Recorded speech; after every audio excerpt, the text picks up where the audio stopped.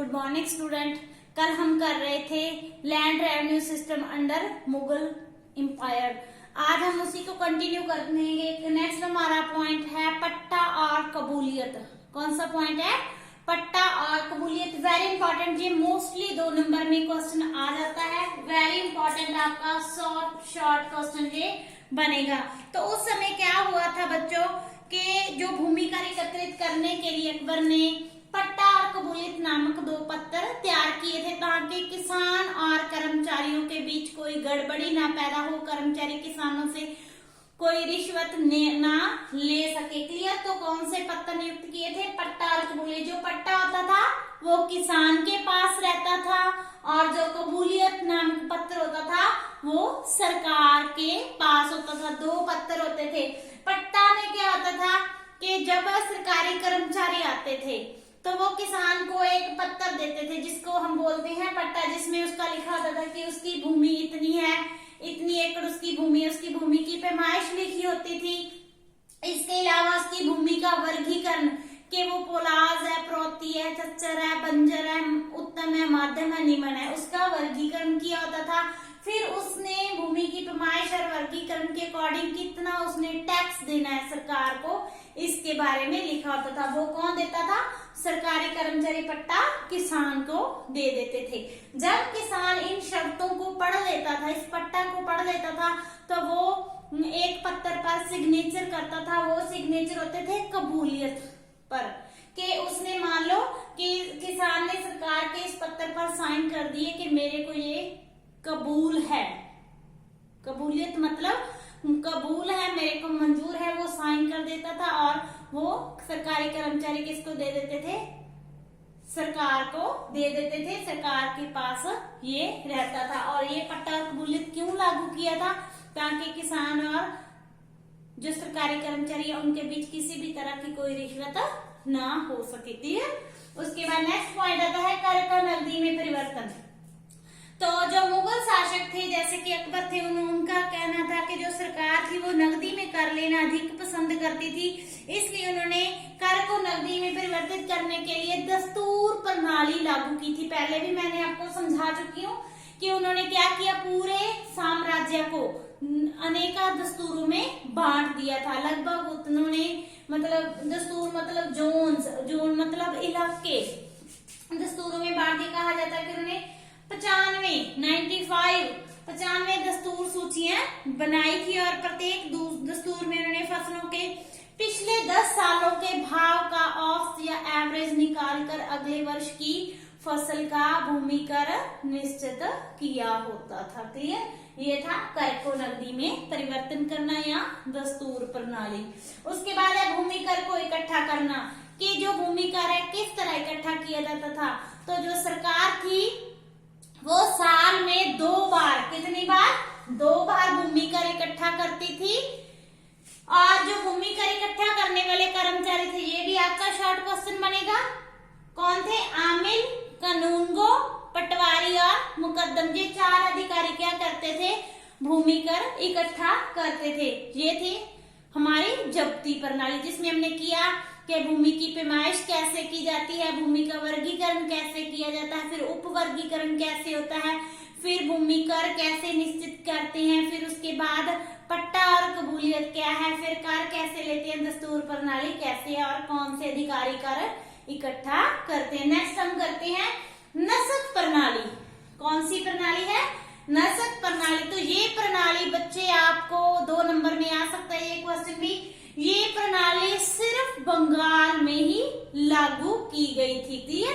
तो नस्क प्रणाली में क्या था कि पूरे गांव की भूमि के, मान लो हमारे पूरे गांव में 100 घर है तो पूरे 100 घरों की भूमि थी, जितने उनके खेत थे, पूरे गांव की भूमि की एक साथ पैमाइश कर लेते थे। जब्ती में तो एक किसान की भूमि की पैमाइश होती थी ना।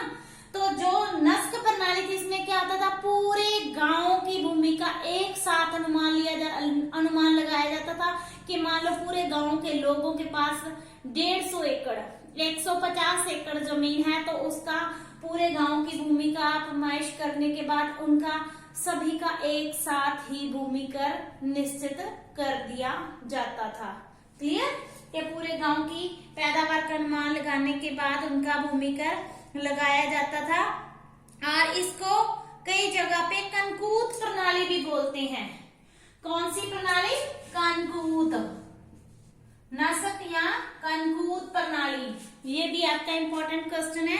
तो इसमें क्या होता था कि जो सरकारी कर्मचारी क्या करते थे, खड़ी फसल का, कि पूरे गांव की अभी फसल काटी नहीं होती थी, खेतों में खड़ी फसल का ही आइडिया लगाकर भूमि कर निश्चित कर देते थे।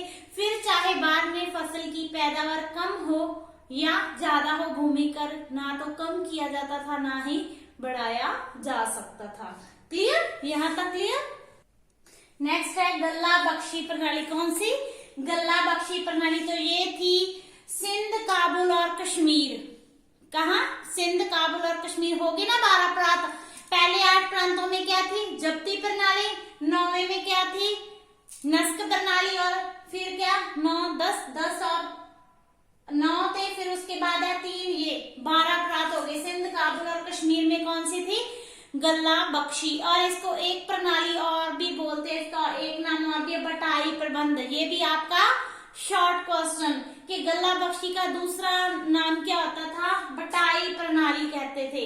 तो इसमें क्या होता था कि जब फसल पकने के बाद काट ली जाती थी तो उसकी 3 ढेरियां बना दी जाती थी, उसके 3 भाग बना दिए जाते थे। सेम 3 भागों में बांट दिया जाता था। 2 जो होते थे वो किसान के भाग जब पास रह जाते थे, और जो एक ढेरी या एक भाग वो सरकार के पास चला जाता था।